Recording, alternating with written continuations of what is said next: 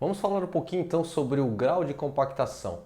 Eu vou falar sobre o grau de compactação dos solos, né? Não vou entrar no grau de compactação do concreto asfáltico. Então, é o grau de compactação das camadas de base, subbase e de terraplanagem principalmente, tá? Então, o que seria esse grau de compactação? Antes de a gente entrar no grau de compactação, é preciso a gente saber o que é a compactação dos solos, que nada mais é a aplicação de forças externas que irão reduzir o volume de vazios desse meu material, ou seja, aproximar os grãos, fazer com que diminua o volume de vazios. E com isso, né, para que a gente faz isso?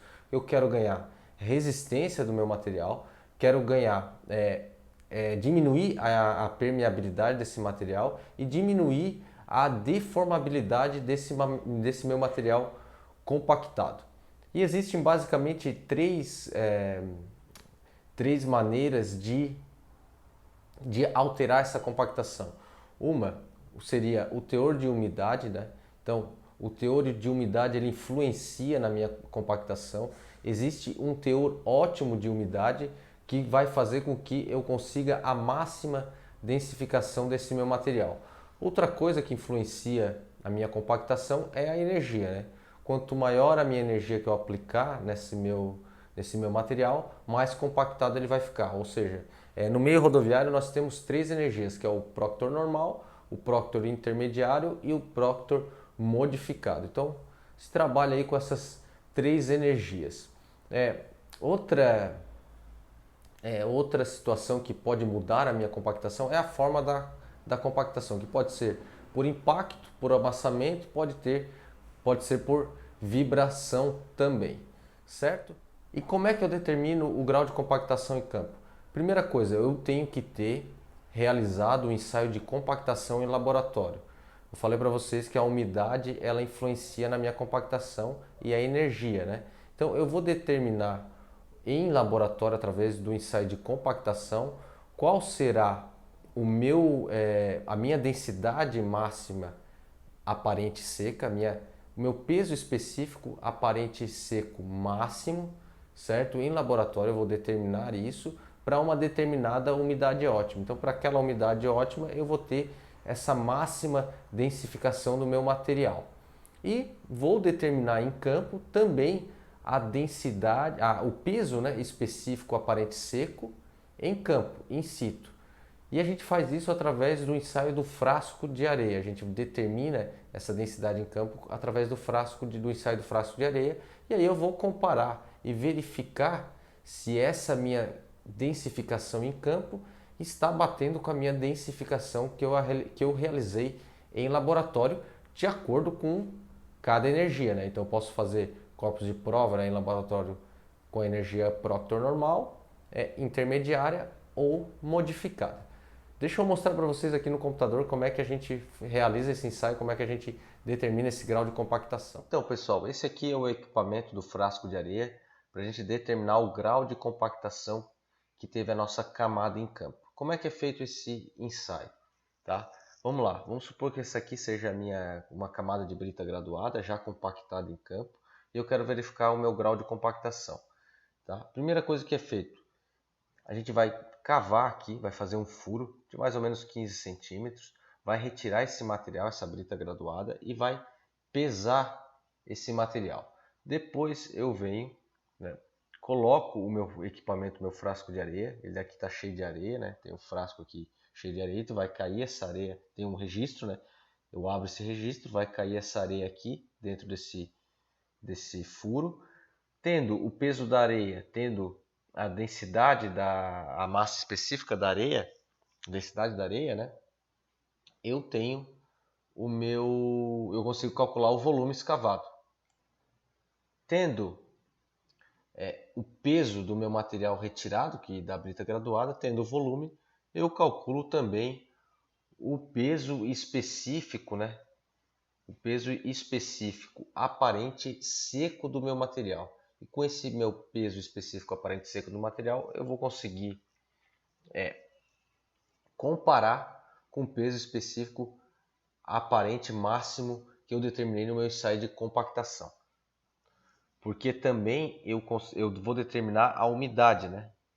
desse meu material retirado. Por isso que eu consigo determinar o peso específico aparente seco, que é o mesmo que eu determinei no meu ensaio de compactação.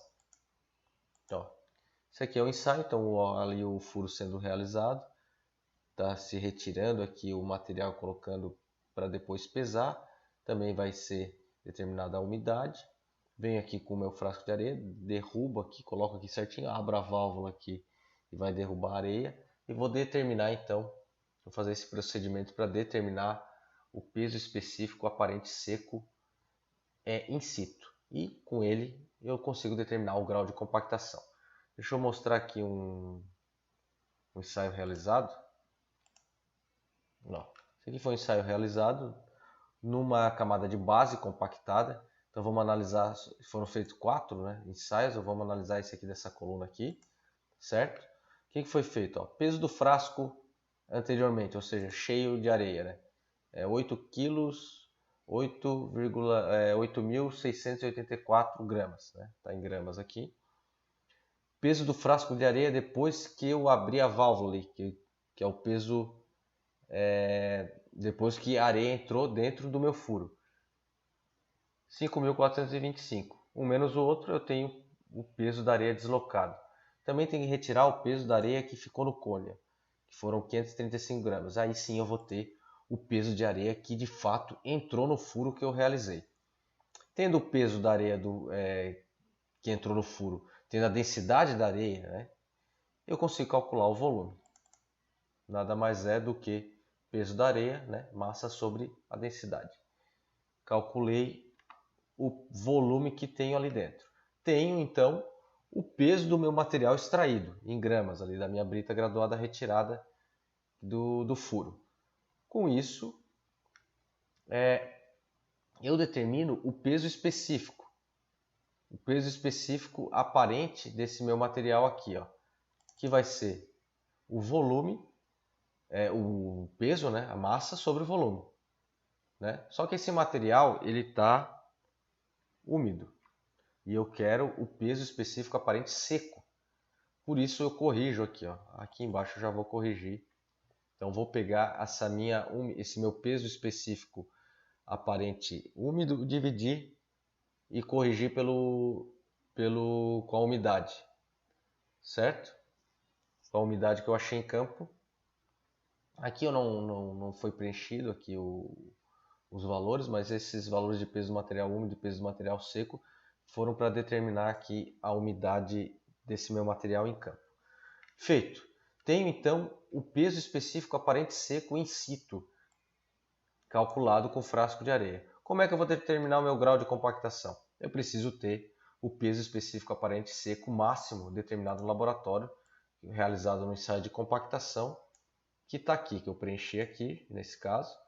Então, que foi na umidade ótima de 6,5 e que teve esse peso específico.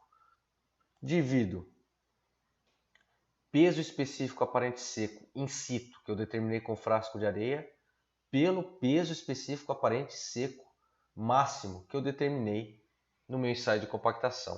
Multiplico por 100, tenho o meu grau de compactação, que foi nesse caso, nessa amostra de 100.1, aqui 100.9, nesse outro 100.6 e aqui 99.9.